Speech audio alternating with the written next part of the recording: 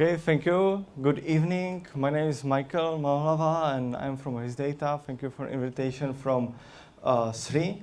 And I would like to speak about how to make a better prediction and with help of Scala. So the first part of the talk will be about our Scala API, which is still in the progress, and we are trying to make it better, and better. And then Cliff will explain some technical details, how to tune JVM to its limits. So why are we focused on better predictions? You know, there is big hype about big data. A lot of people are interested in that. A lot of companies collecting a lot of data. So we are trying to participate in this world and make them better, and make them better by framework which is called H2O. H2O. Yeah, it's open source framework which in fact provides in-memory computation and prediction engine. And I was asked to play a short video which will introduce where is it? Which will introduce H2O. Here is it. So I will refresh the page. And it's just 1 minute video explaining all the aspects of H2O.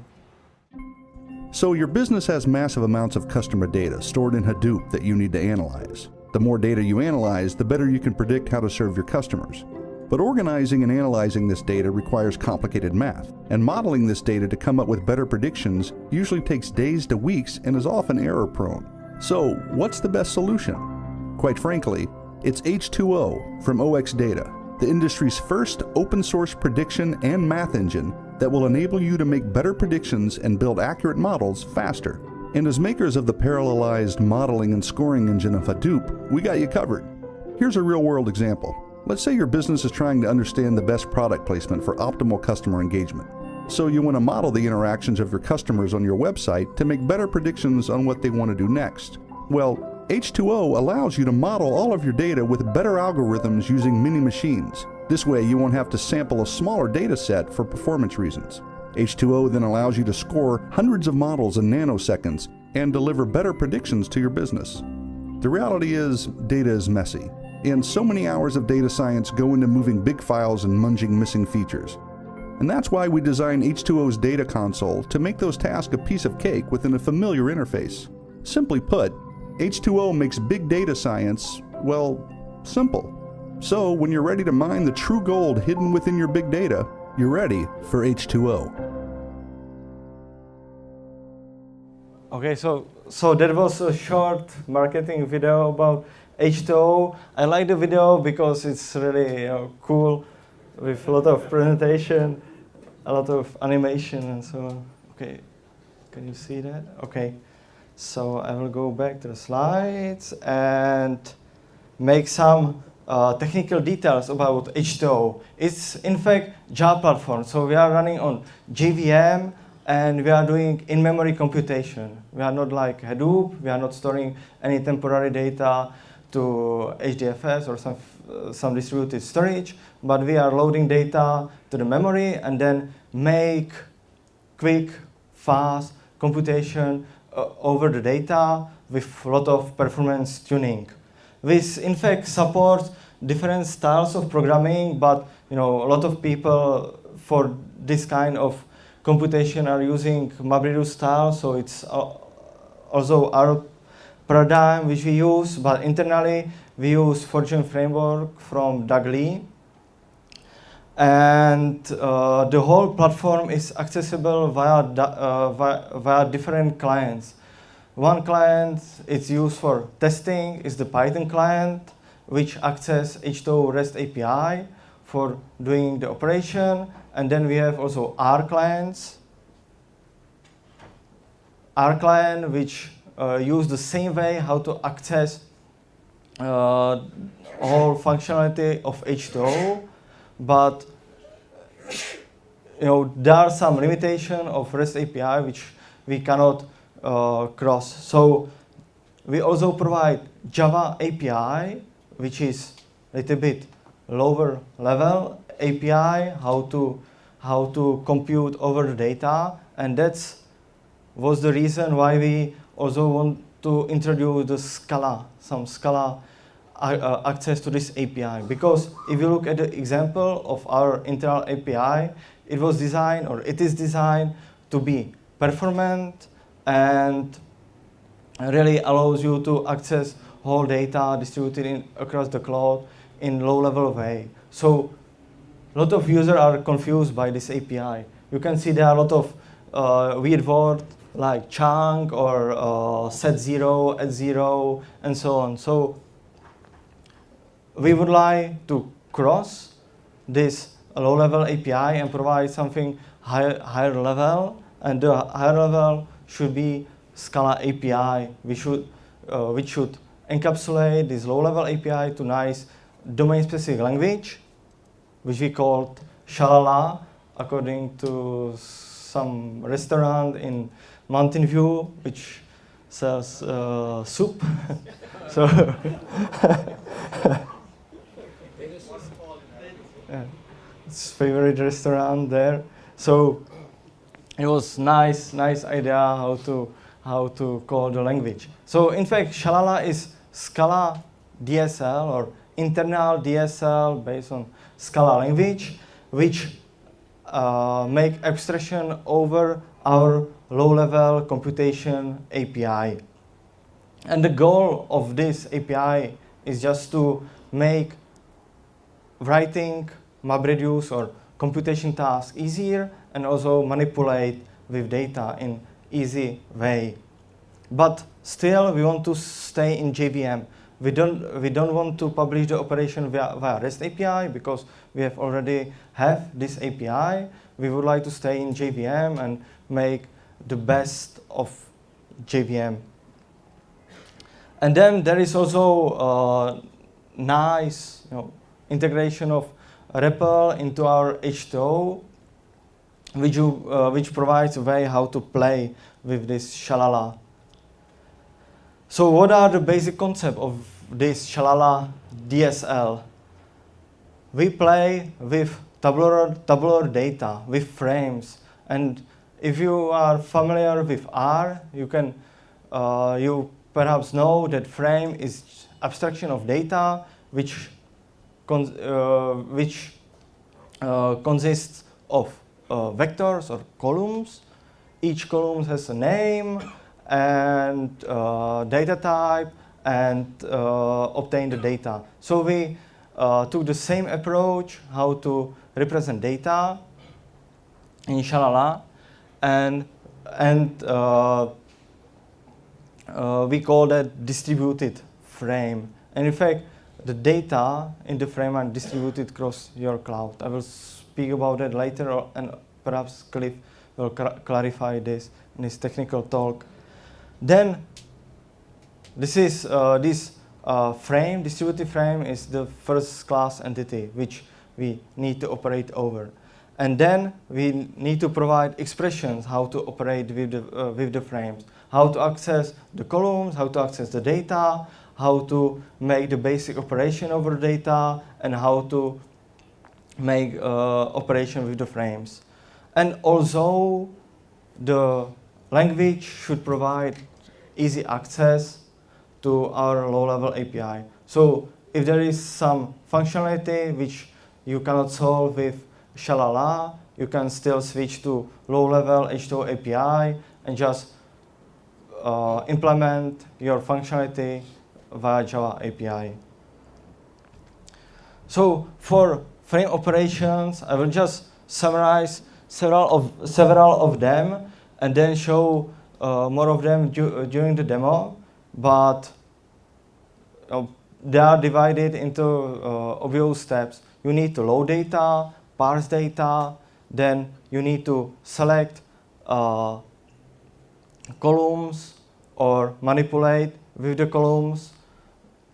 Then you need to store data into our internal store H2O is using internally DKV store, which is distributed over the cloud. So DSL also provides the functions, how to access this DKV store. And so there are simple operations. And in this case, we are motivated by R, because a lot of data scientists knows R, and they can develop they can develop not only simple analysis in R, so we would like to provide the similar commands in our Scala DSL, that if data analysts come, look at the program in Shalala, it can read the program and decide what the program is doing. And then we have, of course, some distributed operation. So we provide currently just 3 of them. You can still switch to our low-level API, but currently we provide a map just for mapping one given operation, given user method over the data, filtering and collecting. And you can see that the API is still a little bit ugly. I will speak about that later, that there are some limitations which we need still cross. But we are still working on that. So how it is implemented internally? It's small magic. More about the magic will be in the talk of Cliff, but I will just clarify what the Scala DSL is doing. In fact, the basic thing is that in H2O we are using our own class loader, which is responsible for a lot of things, for optimization, data structures, or generation parts of data structure which we pass around the cloud, and for some typing things. So we need to preserve the semantics of class loader in cooperation with Scala. So it's one thing. Then we need to translate the Scala code, or the DSL code, which user types.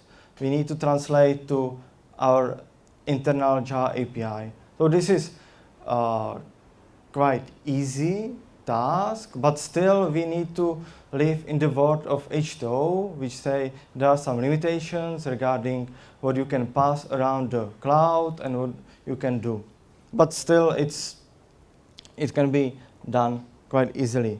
And also in our low-level Java API, we really focus on preserving primitive types and computation with primitive types everywhere, just to avoid unboxing, boxing. So all the translation from Scala part to Java part has to preserve primitive types. So one example how filter operation is implemented. I will go to the slide. And filter operation takes, in fact, functor which is mapped over all the values in the frame. It's one kind of the filter operation which we provide. And you can see it's a little bit ugly. Normally you would expect here some kind of closure, but currently we have to be nice to our class loader. So currently this closure is encapsulated in our data structure, and the code is translated to low-level H2O API. I wrote this example in Scala just to see what we are doing internally, but the same version you can find in Java code. So in fact we have MapReduce task which runs around the cloud, look at the data and run given operation. The MapReduce task, as it's MapReduce task, so it has two operations, MapReduce. We are taking classical MapReduce approach, so mapping over the values. The values is a chunk, and chunk in fact is part of data which is distributed over the cloud, and it contains the rows from the data set. And on the data you can, over this data you can do a lot of operations. And then, for example, here there is no reduce stage because you don't need to reduce data. You just need to compute something. In this case, we are filtering the values, so we are just appending to a new vector the values which satisfies the predicate. And then there is some technical magic that you have to preserve the naming of the vectors in the resulting frame, the types, the domains of the vectors, and so on. More about that, I think, will be in the talk of Cliff. And I think it's time for demo. So I will try just this. So what I did, I launched one instance of H2O. So I launched virtual machine with some flags, and by default H2O expose REST API, and we have some web UI to access the web API. So I will go to the browser and show you that I'm not lying, that there is something running. And it's one way how to access H2O. And I can look to the store, which is what is inside, and there is nothing. Nothing is running. And I can look to the cloud status. So I'm running the cloud of only one machine here on this machine. So I will go back to the console, and I will try to parse some data.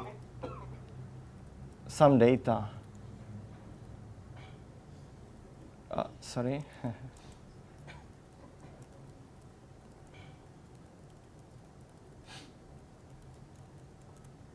So I parse a simple data set, which is one of the favorite data set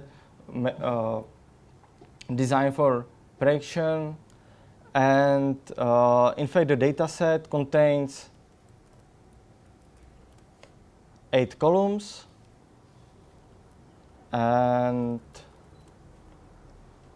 406 rows. And you can, just to believe that I load something, I will go to web UI and show you that there is some data loaded.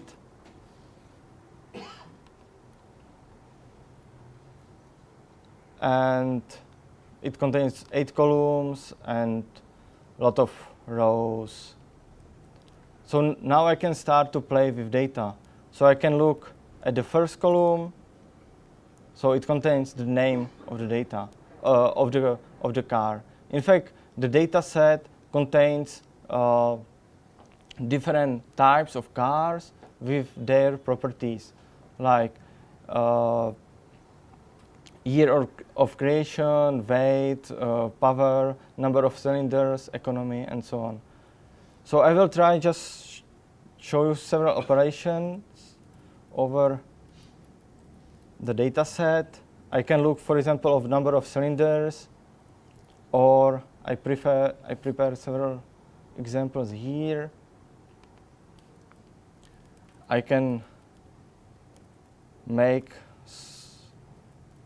look at the last column, which is a year. You can see that the year is just a small number, and I would like to transform this column to a new column, which will contain the full year, dated from year 0.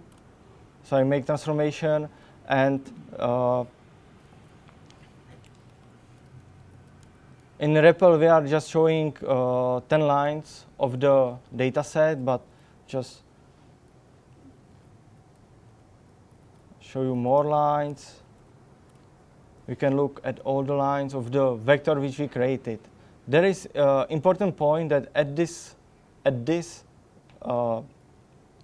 stage, we are not creating any frames. So if we go back to the inspect or store view, you will still see that there is only one frame, one data frame, which was created. And I also can access this view from the console. So I can look at the number of the keys. So there is only one key which is representing one data frame which I loaded.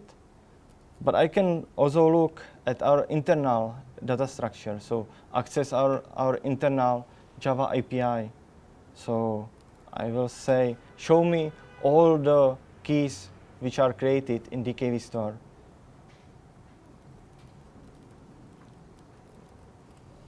So you can see that there are a lot of technical or internal keys which are in fact representing the parts of the data which are normally distributed. Now they are just stored in one JVM, and also the parts of data which represent the vector which I created in REPL.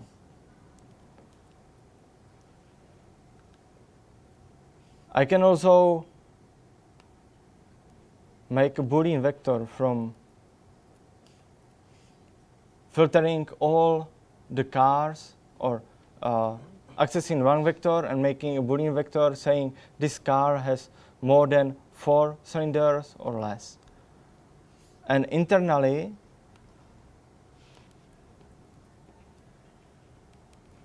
it's in fact simple map operation taking initial frame and saying, accessing the second column and asking the second column if it contains more than 4 cylinders or not. And the result is a new vector containing the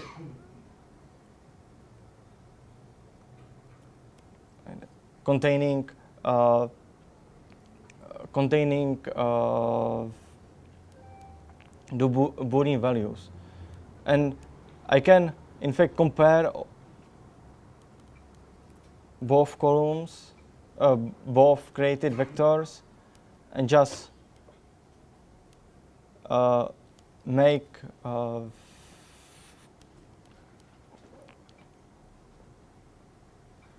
just look at the difference between the vectors, and you can see that I'm not lying, that both vectors are the same. And in fact, internally, the operation of Boolean predicate is implemented in the simple map call.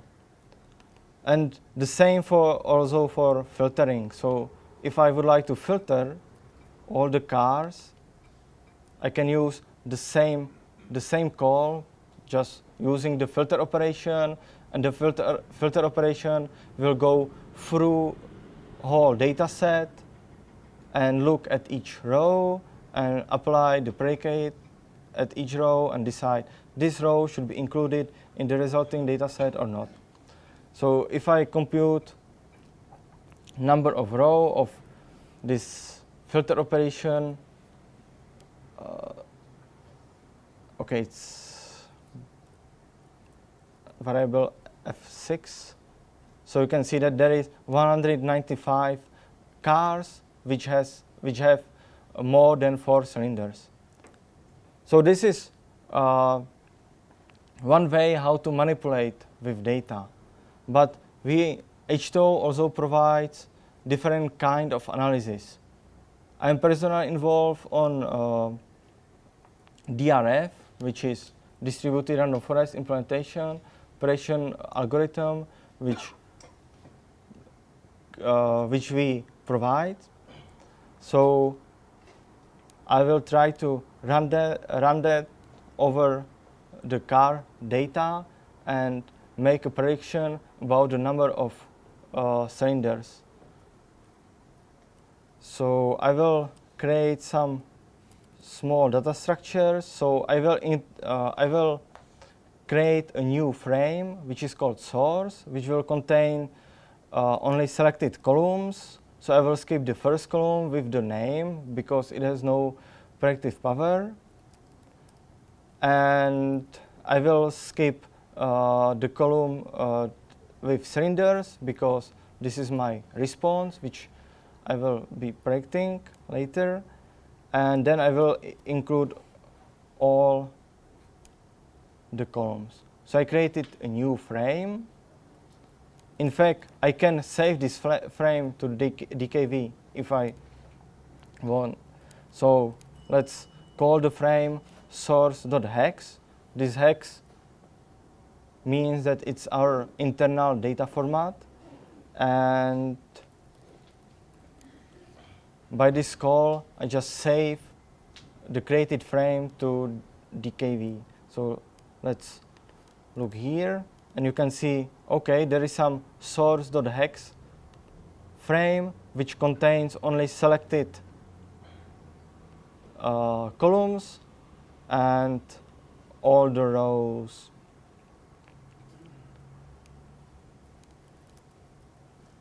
Then I will take the second column with the cylinders and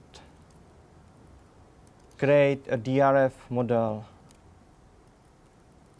based on this data set. By this call, I'm saying take the source, build a random forest model over the source, and the response column, which is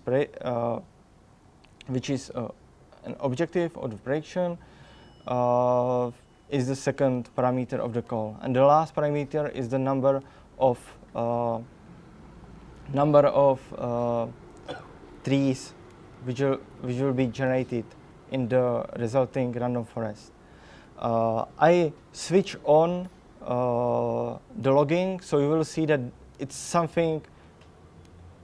The engine is doing something, so I will launch it, and you can see there are several log messages saying, okay, we are starting DRF computation with these parameters, and then we are building a collection of decision trees and computing some errors over the tree and some properties.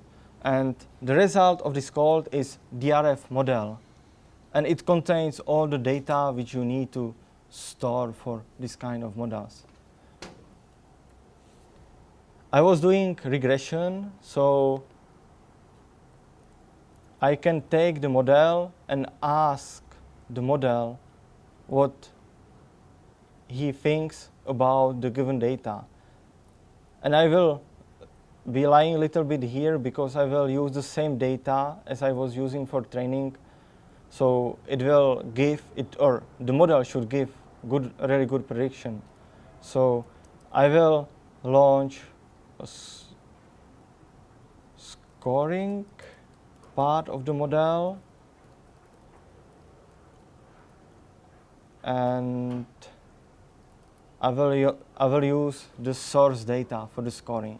And there is one point which I have to stress, that the source, it does not contain the response column. So really model has to look at the data and ask all the trees what the trees thinks about the data. And in this case, I'm accessing our Java API. So the model is the object published by H2O, and the score method, it's not a wrapper from Scala, but it's really Java method taking a frame as a parameter. So I generated a prediction. And the result of prediction is the frame, but here I leaked the internal frame. So I will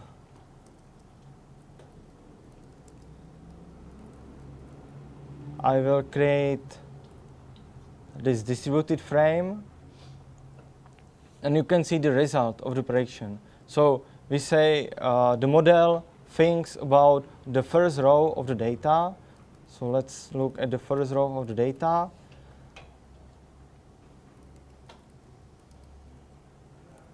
The model thinks that some car with name AMC Ambassador has 8 columns. And in fact, it has 8 columns. So I would like to see what is the general error for this prediction.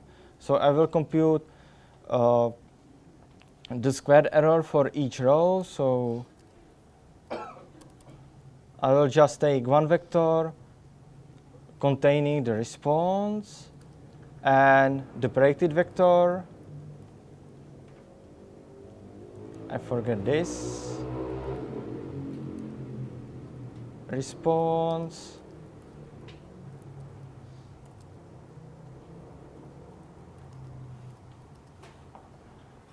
So I compute for each row, I computed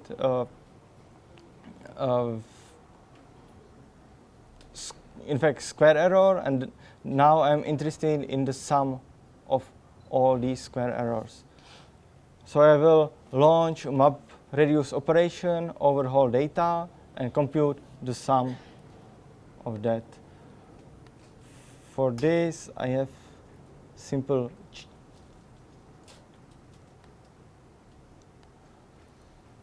operation prepared here, and what I'm doing, I'm collecting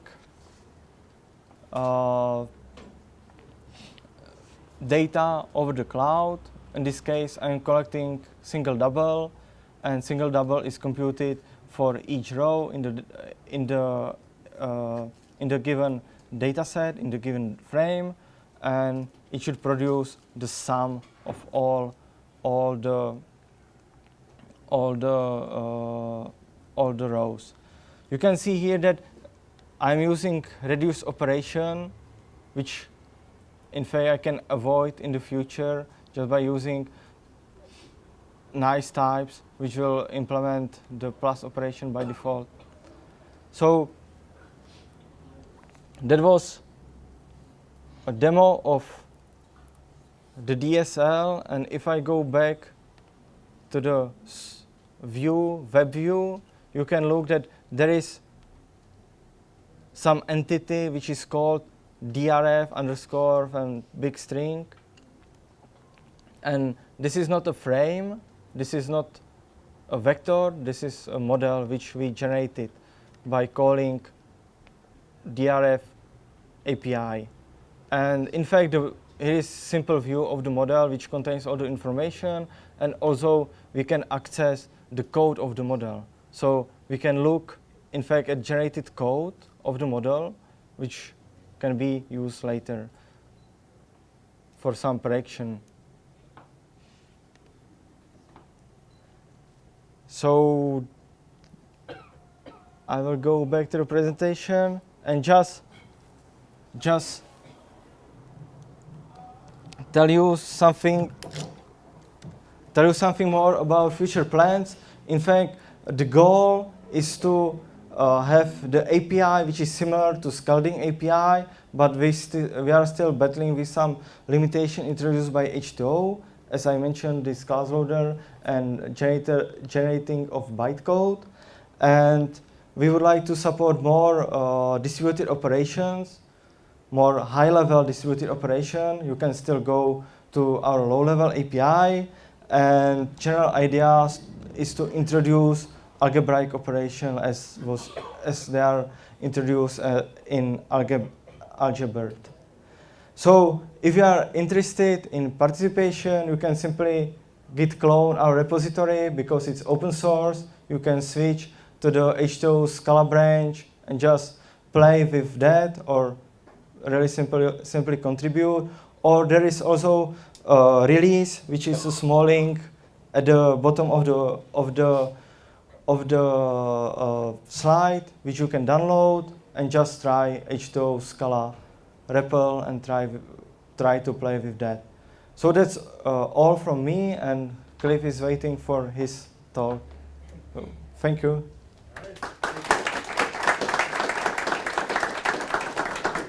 Thanks. It's getting late, so I will go quick, and then we'll go time for Q&A. And so I will skip through a bunch of stuff that's sort of boilerplate here. I hope it's not auto-forwarding. OK, yes, it's auto-forwarding. OK, so I don't know what you did. Let's back up a little bit here. OK, so this is sort of obvious. We're open source. You can find us on the Git. There's a Git, the GitHub, and also xeroxdata.com right on the front of our web page. And you already know we're a platform for doing math. So let's just roll along. So I'm going to dive into some details on the insides of the Java implementation. And the reason for diving down there is to show you why we're getting speed. So when I say speed, I mean that most of our math operations are completely memory bandwidth bound on the data, which means it's milliseconds per gigabyte. As you do more math per row, that number about balance might change. You might be doing more FP versus memory. But typically, we're like really, really fast. So when other people say, yeah, we do big data really fast, we're usually 10x, 100x. I mean, we're fast. So the basic notion that Mikkel was showing you was that we have a notion of a vector. It's an array, but it's a big array. And it could be much, much bigger than a Java int. That's why the length is listed as a long. And it supports fast random access from any node to any piece of data. But we're geared to running to linear access pass over the entire data. That's where you're going to get your most speed out. So a taxonomy. There's a big vector. It could be a very large vector. Conceptually, it's a Java primitive or double. But actually, it's compressed internally. The compression schemes are quite aggressive. And I'll talk about that in a minute, because that's part of our speed. And so we're often seeing 2 to 4x better than gzip on disk. So better than gzip on disk in memory, while getting speed out of it. The vector is distributed across a cluster, and it's kept in the Java heap, not off heap, and that gets us really fast access to it from Java, which makes for very convenient programming.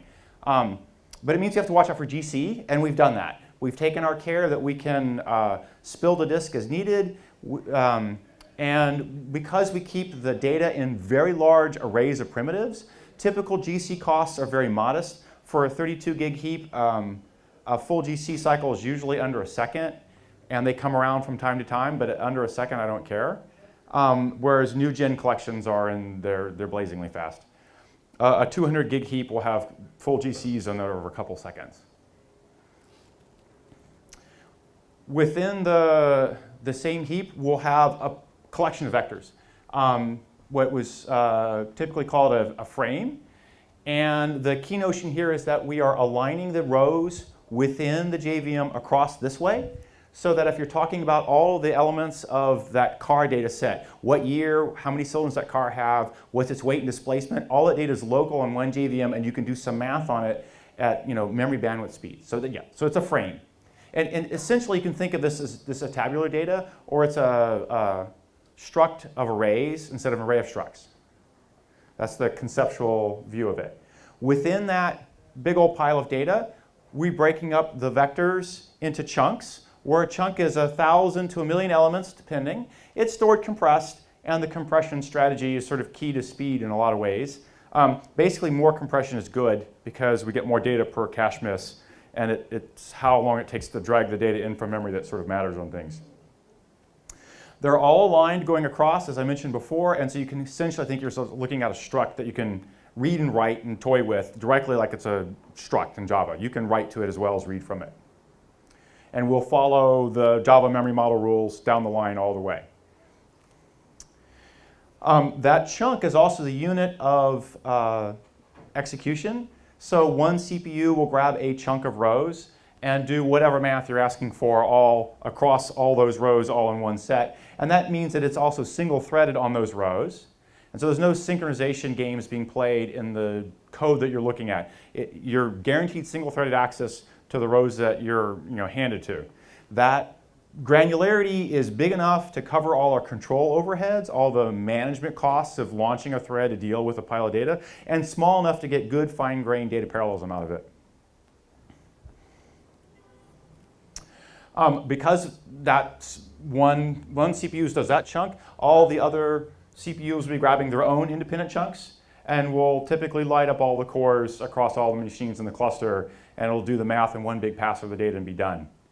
Within this kind of taxonomy, H2O is handling all the communications and data management. It's handling all the communication between the nodes. As you do reduces, you have to roll things up across the cluster and so on. Within a single node, we're using Douglas fork join to do the chunk by chunk execution, where you're typically expecting a few thousands of chunks, more or less, depending on this volume of the data. And that's going to be round robin, however fork join does it across however many, 4, 8, 16 CPUs you have. We typically see we get really good behavior out of fork join, except for the cases I'll talk in a minute. So there's a taxonomy, there's a frame, it's a 2D table where the cross is columns, typically hundreds, can be thousands, can be hundreds of thousands, but the rows will run on to the millions and billions. So however much fits in all the RAM in your cluster. Within that collection, a column, we call a vec internally, it's a column of data, it's a big array. That's broken up to chunks, 1,000 to a million at a pop. A chunk is a collection of elements. Elements conceptually a Java double. How it's actually stored in memory varies according to the compression strategy of the moment. But you can ask for it back as a double value or as an int. And we also support the notion of missing elements is really crucial for a lot of the data science stuff. So that said, the platform as a whole can be considered at a couple different layers. There's this layer where you use the REST and JSON that Mikhail talked about earlier. That's the layer where you treat the box as a big box for doing the cluster, as a big box for doing math. Load this data, run a logistic regression, run a random forest, get some results, cycle back around. Add columns, drop columns, manufacture features, run another model, score it, go again. You might be driving that from the internal H2O console. You could be driving it from Scala, but you might be driving it from R or Python or Mathematica or whatever. Here I'm going to talk about a little bit more on the innards of the system, the data parallel coding layer. And this would be for people who are implementing stuff at the Java level. And so Mikhail's doing Scala to Java, and we have other engineers doing R to Java. And I'm implementing, well, other people are implementing new math algorithms. So whether it's k-means or gradient boosting or whatever, that's the layer that you would talk to the system at. And then there's more complicated stuff you can do if you want to get sort of heads down in the system.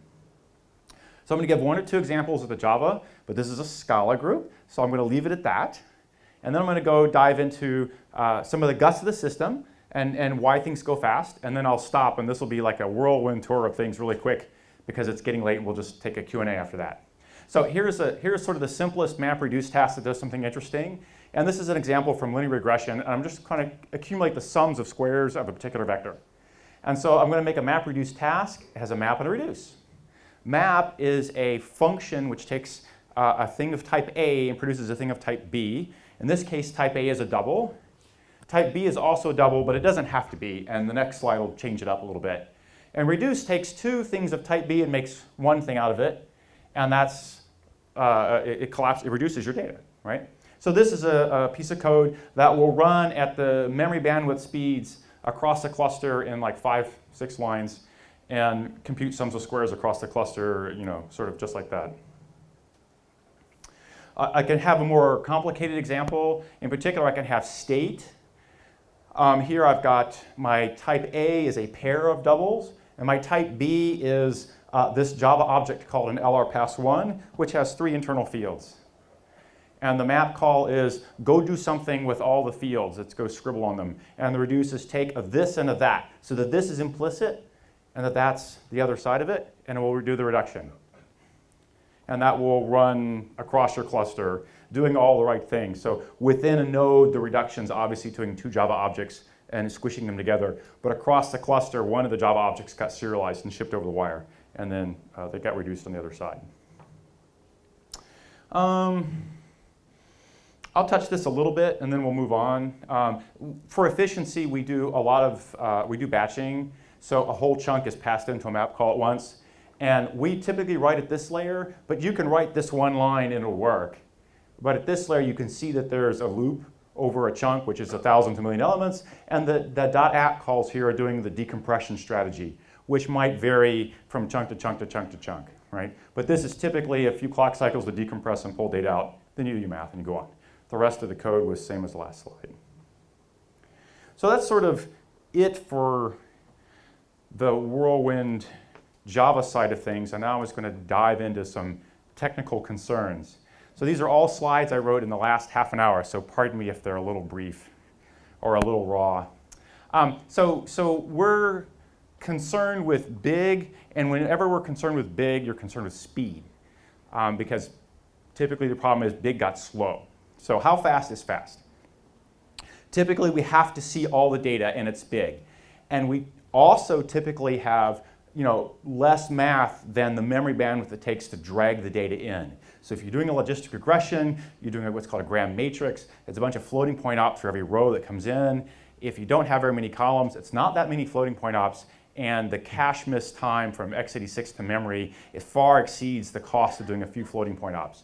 So you can decompress in the shadow of the memory bandwidth, right? And more decompression is better, or more compression is better, because that means you got more data in one cache miss. So currently we have about 15 different compression schemes, and we can drop another one in half a day or so. And they vary all over the map. Their obvious ones are just take the data without compression, but then you might do a bias and a scale off of a thing, or you might say it's Boolean only, so it's a bit set, or it's very sparse data, so there's a run length encoding going on. There's a bunch of different compression strategies. And they're picked per chunk. We inspect all the data at the time we load it and decide on the best compression strategy for this few thousand rows, and we keep varying them as we go. The only thing that's key there is all the decompression schemes take a couple of clock cycles to go decompress the data, and then you can go do lots of time to do your math on it after that.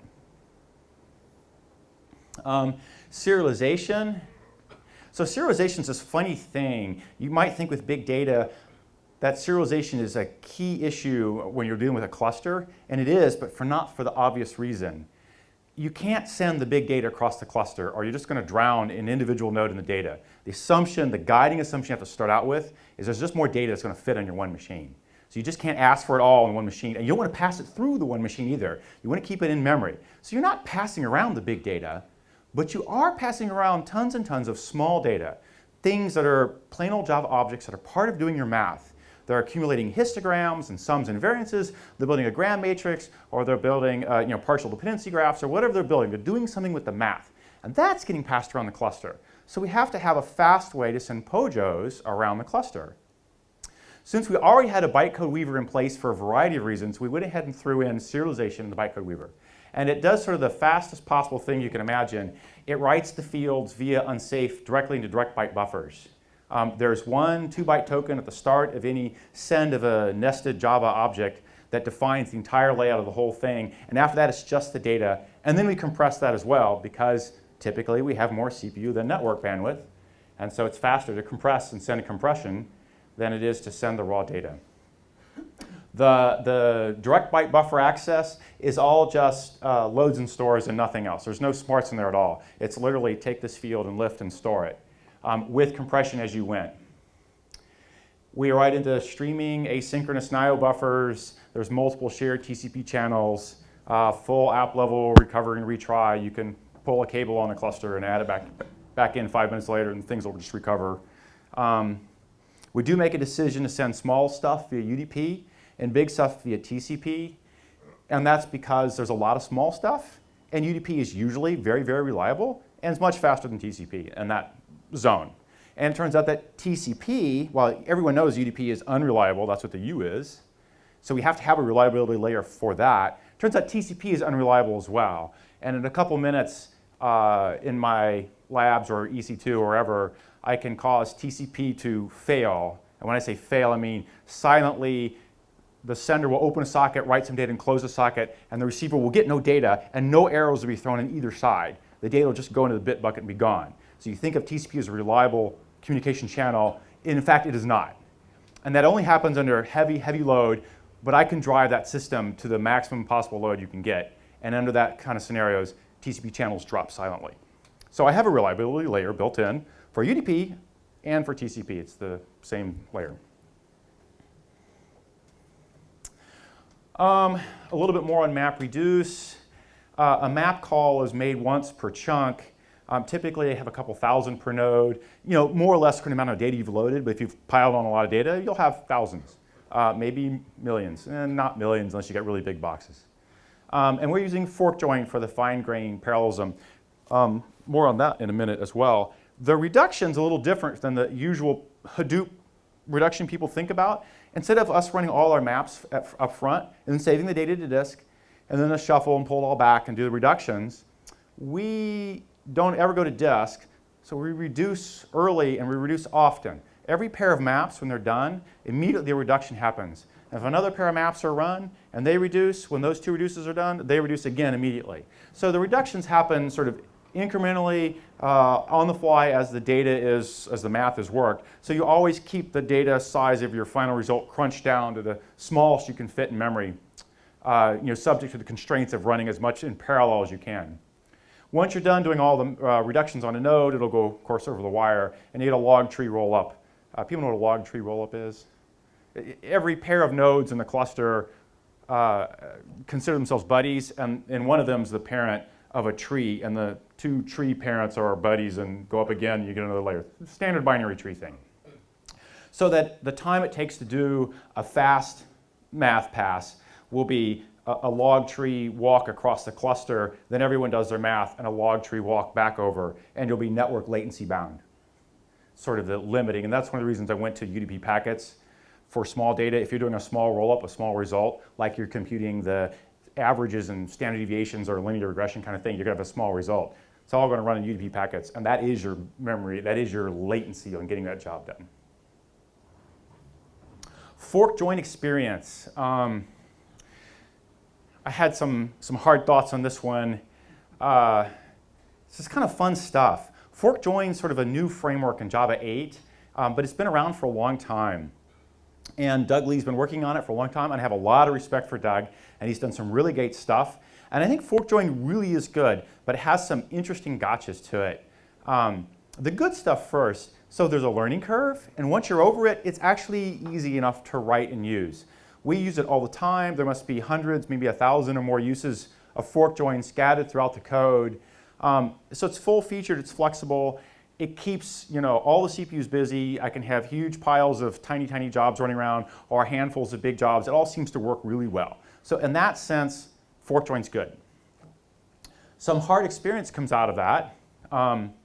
Blocking threads while you're running on fork join is hard on it, because he has to realize a thread has been stolen for blocking it, usually in an I/O call, and start another thread. And so sometimes you get thread starvation issues, and working around that somewhat painful.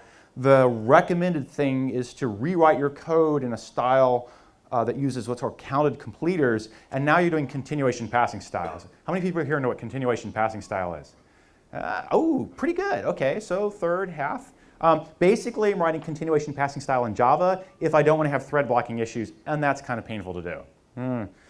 You'll find that buried throughout the code that happens in various key algorithms, because it was just too hard to get it right and too painful to leave it sitting the way it is. There's no priority queues. There's this one big fat happy queue in fork join, but you have to have thread priorities for a variety of reasons. In particular, if you've got a web server and the web pages don't have any priority, they can't service a page. You can't even get a status update, a polling bar moving across your browser, because all CPUs are swamped doing work. The web server can't get a, kind of clock in edgewise, right? So we built priority queues into the system, built over the fork join layer, and that's also crucial in making the key value store go fast. Kind of buried under the hood, I think Mikhail mentioned it, we have a key value store. I'll claim it's one of the fastest ones on the planet. I'd love to go measure that, but a cache hitting put or cache hitting get are 150 nanos, basically a hash table lookup. But a cache miss is going over the wire and back, and to keep that from causing a circular chain of cache missing, asking for somebody else to do something around the cluster, there's priority queues built into the system for the key value store. In exchange for that, the KV store, even when you cache miss, is nothing more than the direct NIO UDP socket back and forth round trip to kind of get stuff done. A few of the things I think you got to pay attention to. By default in fork join, exceptions are silently dropped. The thread that takes an exception doing a piece of your work just goes back to the idle queue and waits for the next job to show up. And that usual symptom of that is he doesn't complete his job because he threw an exception. He doesn't tell anyone he didn't complete it because he just silently dropped it. And in the end, what happens is that all your threads suddenly go idle, and the job's not done. And we're all waiting for some last guy to complete something, but he's never going to. It went away. So it's just a maintenance disaster. You just have to catch and track and log all exceptions, and so that when the thing hangs, you can go back and look and see, well, who threw an exception? So we went a step further after that and said, okay, we're going to take all the logged exceptions and pass them around the cluster and roll them back up so they get rethrown at the call site of the original MapReduce task. So somebody says, new MapReduce task dot do all of a vector and big math, whatever, fine. That'll throw an exception at you. That'll come back and say, hey, node yada, yada, yada over there threw this exception, and here's his stack trace. And it's just like a huge help in debugging things. Try complete's one of the key things to count right. It's part of the learning curve. Once you figure out how it works, it's not so bad. But in the beginning, you'll blow the counts on try completes, too many or too few, and jobs will complete out of order, early or late, or not at all, so on and so forth. Early on when using fork join, we did a lot of fork bombings of ourselves, including the point where the CPU, the box was unusable, we had to reboot it. So you just have to watch that, cap all your thread pools, and maybe throw warnings out saying, hey, hey, somehow I'm asking to launch the 1000th thread. Is this a good idea, right? And when you cap thread pools, you then can get into deadlock issues because all threads are actually blocked waiting for some other event, which is on another node whose all threads are blocked waiting event happening on your node. And so in that situation, you either have to have priority queues, which fixes some of them, or go to the CPS style to fix it again. So anyhow, despite all that, I would use fork join again. When it works really, really well. And there are just these edge cases you got to know about to figure out how to work around it. OK, and that's actually the end of my quick pass-through things. I have some more Java examples, which I can step through, and I have some summary slides. So let's summarize real quick, and then we'll go Q&A, and I'll pull up other slides if people want them. You know, the real summary here is that most simple Java just works in those MapReduce calls. It runs at memory bandwidth speeds. Parallel distributed reads and writes and appends all just go. You can do conflicting writes, and we'll follow the Java memory model, which is pretty loosey-goosey. So you might not get what you want, but it will be, you know, honestly, the JMM. And we're writing big data analytics, state-of-the-art algorithms, running distributed. And this slide's now old. I'd say that we're solidly working at 200 gig data sets, and we have definitely tested terabyte-sized data sets before. So, you know, it's the big data, and we're doing big math on the big data at fast speeds. And that's it. All right.